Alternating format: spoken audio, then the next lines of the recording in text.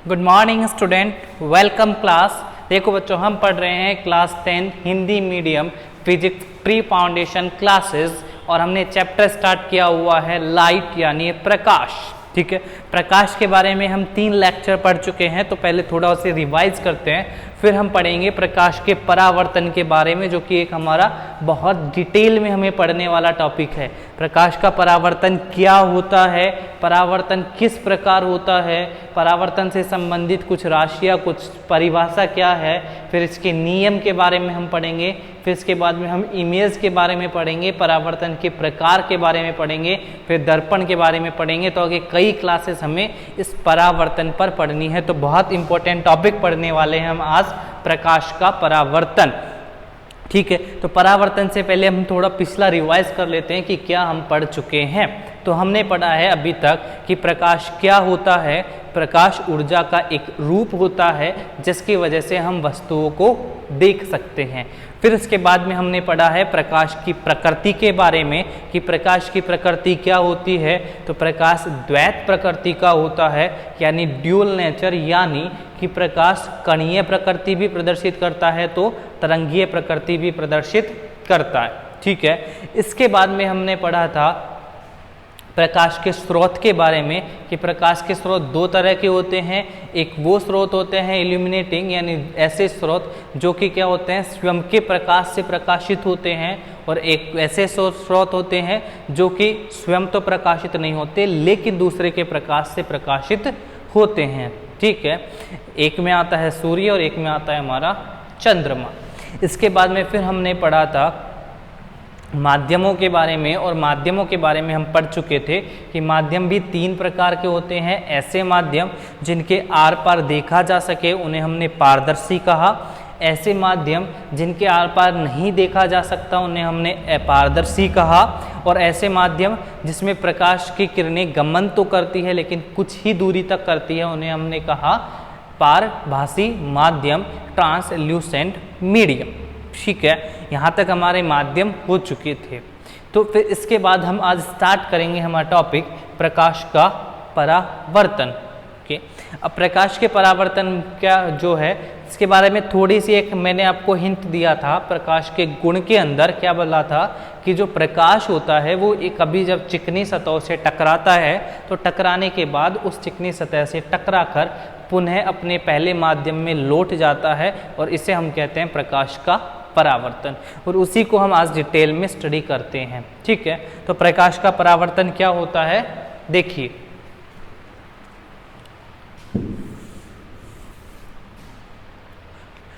देखो, प्रकाश के परावर्तन के लिए हमने क्या करना है, सबसे पहले हम एक चिकनी सतह लेंगे, और चिकनी सतह के लिए हम यहाँ पे यूज करते हैं पॉलिश सरफेस के लिए दर्पण। ठीक है, दर्पण जो मिरर होता है इसमें हम चेहरा देखते हैं सुबह उठ के, जब नहाने के बाद वहाँ पे जब बाल संवारते हो तो चेहरा देखते हो, उसी दर्पण की बात कर रहे हैं। तो सबसे पहले हमारे जो काम की चीज़ है वो है दर्पण। तो हमने क्या किया, परावर्तन के लिए हमें चाहिए चिकनी सतह, तो चिकनी सतह के लिए हमने लिया ये दर्पण। ठीक है, अब दर्पण पे क्या हो रहा है, ये प्रकाश की एक किरण है, वो किरण प्रकाश की किरण यहाँ स्रोत है कोई प्रकाश का, जैसे मान लो यहाँ सूर्य है, सूर्य से प्रकाश की किरण चल रही है और चल के यहाँ पे प्रकाश की किरण इस दर्पण पर आपतित हो रही है। ठीक है, ये प्रकाश की किरण है जो दर्पण पर आपतित हो रही है। ठीक है, अब क्या होगा, जब ये प्रकाश की किरण दर्पण पर आपतित होगी तो इस दर्पण से टकराएगी। ओके, और दर्पण से टकराने के पश्चात ये वापस अपने पुनः पहले माध्यम में यानी इस दिशा में लौट जाती है। ओके, क्या हुआ कि प्रकाश की जो ये किरण है ये आएगी, दर्पण से टकराएगी, टकराने के पश्चात बाउंस होकर ये इस दिशा में लौट जाती है। जैसे बॉल होती है गेंद, गेंद को क्या अगर हम जमीन पर फेंकेंगे तो क्या होगा, यहाँ से गेंद को फेंके तो ये क्या होगी, जमीन से टकराएगी और इस दिशा में उछल के चली जाएगी। वैसे ही प्रकाश की किरण के साथ होता है कि प्रकाश की किरण दर्पण से टकराएगी और टकराने के पश्चात इस दिशा में चली जाती है। ठीक है, अब देखिए ये जो हमारे पास किरण है जो इस दर्पण से टकरा रही है यानी दर्पण की तरफ आ रही है, इस किरण को कहते हैं हम आपतित किरण।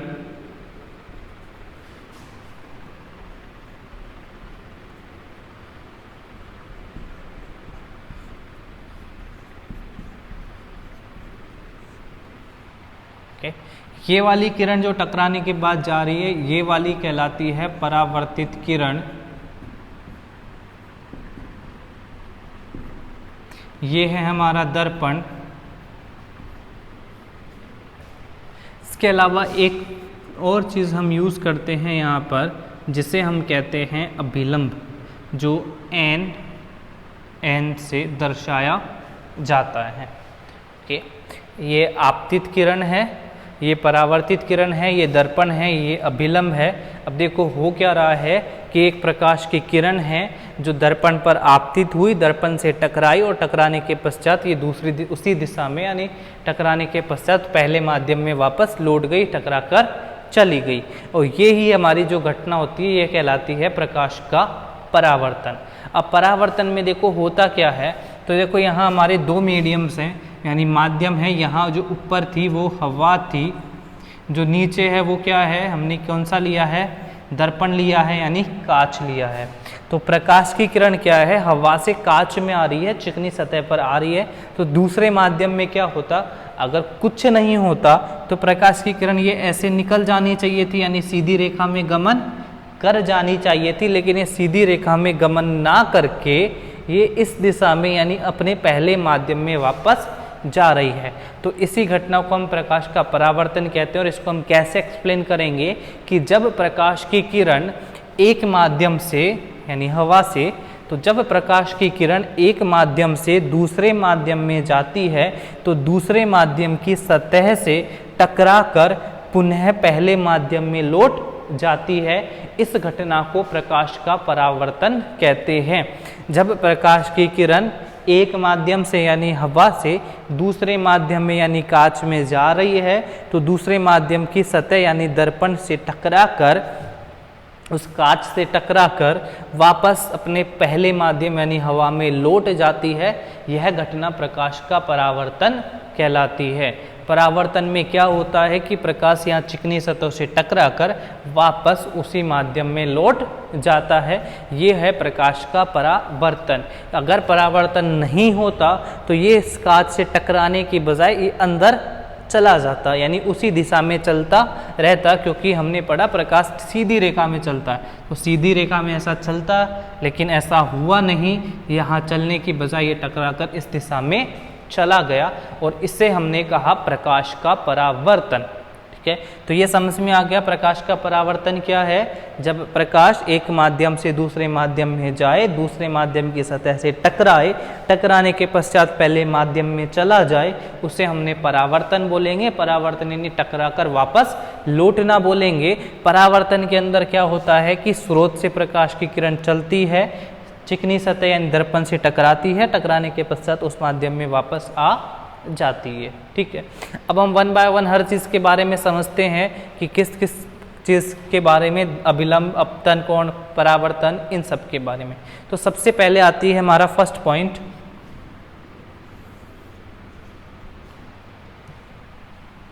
परावर्तित सतह।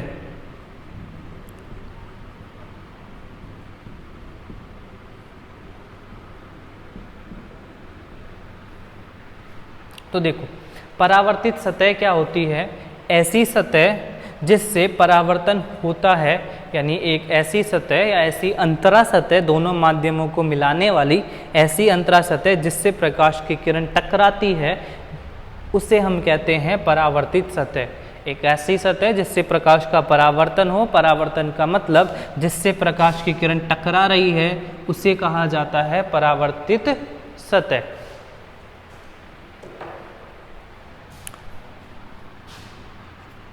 नंबर 2, परावर्तन बिंदु, पॉइंट ऑफ रिफ्लेक्शन। पहली थी परावर्तित सतह, दूसरी है परावर्तन बिंदु। तो परावर्तन बिंदु क्या होता है, वह बिंदु जहां पर प्रकाश की किरण परावर्तित सतह से टकराती है, उसे हम कहते हैं परावर्तन बिंदु। जैसे ये प्रकाश की किरण आई, इस बिंदु पे टकरा, इसको हम नाम दे देते हैं O, इस किरण को MO और इसको P। तो देखो जो क्या हो रही है, MO किरण आके इस O बिंदु पर दर्पण से टकरा रही है, परावर्तित सतह से टकरा रही है।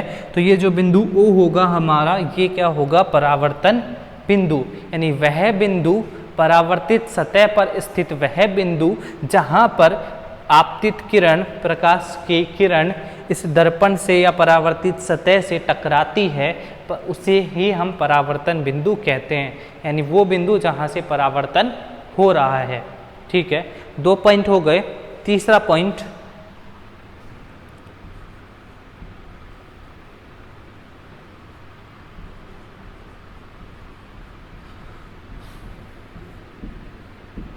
आपतित किरण। ओके, तो आपतित किरण क्या होती है? तो प्रकाश की वह किरण जो कि दर्पण पर आकर आपतित हो रही है। आपतित का मतलब होता है गिरना या आना। तो वह किरण जो कि दर्पण यानी परावर्तित सतह से आकर टकराती है, उस किरण को कहते हैं हम आपतित किरण, यानी ऐसी किरण जो कि आ रही है।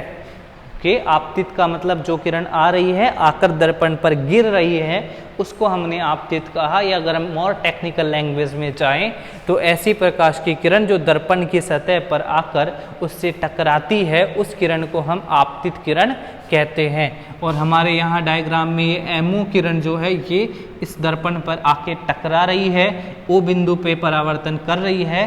तो ये जो हमारी किरण होगी एमओ, इसे हम कहेंगे आपतित किरण, यानी आने वाली किरण। इसके बाद नंबर 4 पे आता है हमारे पास परावर्तित किरण।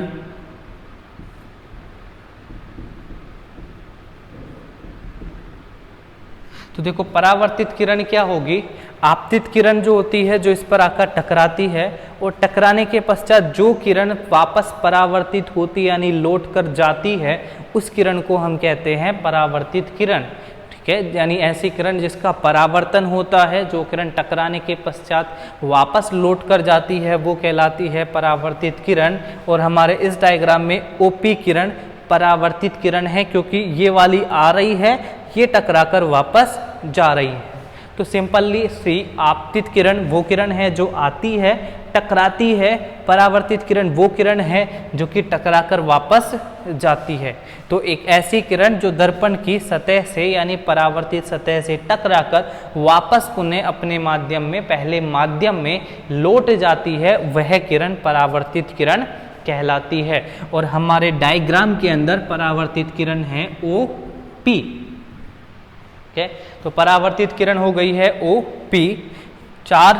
फिर इसके बाद आता है नेक्स्ट नंबर 5, अभिलंब।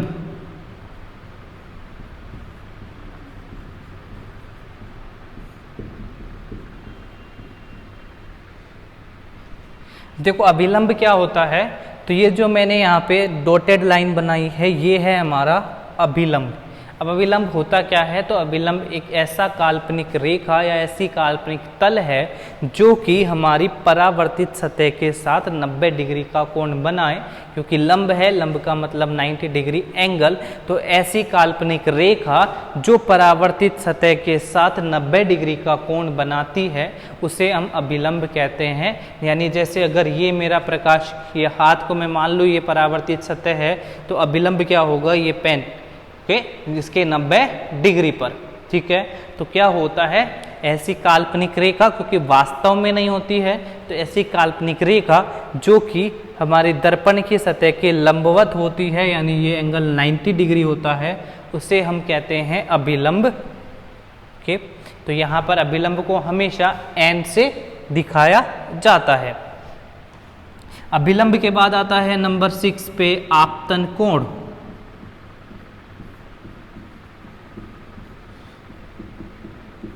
Angle I। आपतन कोण क्या होता है? ये अभिलंब है, ये आपतित किरण है।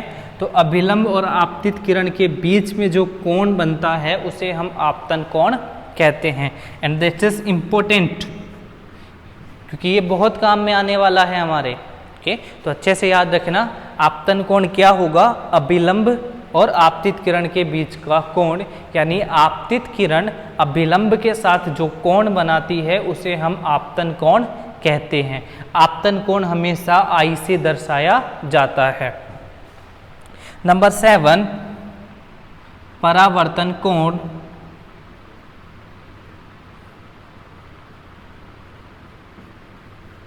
Angle are. परावर्तन कोण क्या होता है? परावर्तित किरण अभिलंब के साथ जो कोण बनाती है उसे हम कहते हैं परावर्तन कोण। अभिलंब n और परावर्तित किरण के बीच का जो कोण बनेगा वो कहलाएगा परावर्तन कोण। तो दो कोण होते हैं यहाँ पर I और R। I होता है आपतित किरण का अभिलंब के साथ कोण, R होता है परावर्तित किरण का अभिलंब के साथ R परावर्तन कोण होता है परावर्तित किरण और अभिलंब के बीच का कोण। तो ये दो कोण हैं I और R, जिनके बीच का रिलेशन हम आगे परावर्तन के नियम में पढ़ेंगे। तो ये दोनों ही हमारे लिए इम्पोर्टेंट है। इस पे हम न्यूमेरिकल करेंगे, इसके बारे में हम लॉ भी पढ़ेंगे और इसका हम एक और विचलन कोण होगा उससे हम रिलेशन भी पढ़ते हैं। ठीक है, तो ये है हमारे पास परावर्तन। तो सबसे पहले देखो परावर्तन क्या था कि जब प्रकाश की किरण किसी सतह से टकराती है तो टकराने के पश्चात पुनः अपने पहले माध्यम में लौट जाती है, इसे हम प्रकाश का परावर्तन कहते हैं। इन मोर टेक्निकल लैंग्वेज, प्रकाश की किरण का एक माध्यम से दूसरे माध्यम में जाने पर अंतरा सतह से टकराकर पुनः अपने माध्यम में लौट जाने की घटना प्रकाश का परावर्तन कहलाती है। जो प्रकाश का परावर्तन होता है उसके अंदर हमें ये अलग अलग परिभाषा होती है। परावर्तित सतह क्या? ऐसी सतह जिससे प्रकाश का परावर्तन हो। परावर्तन बिंदु वह बिंदु जिस पर आकर आपतित किरण परावर्तित सतह पर स्ट्राइक करती है, यानी उस पर आके टकराती है। आपतित किरण परावर्तित सतह पर आने वाली किरण, उससे टकराने वाली किरण। परावर्तित किरण इस सतह से टकराकर वापस जाने वाली किरण, यानी जिसका परावर्तन होगा। अभिलंब परावर्तित सतह यानी दर्पण से 90 डिग्री का कोण लंब बनाने वाली यानी लंबवत रेखा। आपतन कोण अभिलंब और आपतित किरण के बीच का कोण। परावर्तन कोण अभिलंब और परावर्तित किरण के बीच का कोण। तो ये है हमारे परावर्तन और उससे संबंधित कुछ बिंदु या कुछ परिभाषाएं। ठीक है, इसके बाद नेक्स्ट क्लासेस में हम पढ़ेंगे परावर्तन के नियम के बारे में। तब तक thank you, best of luck.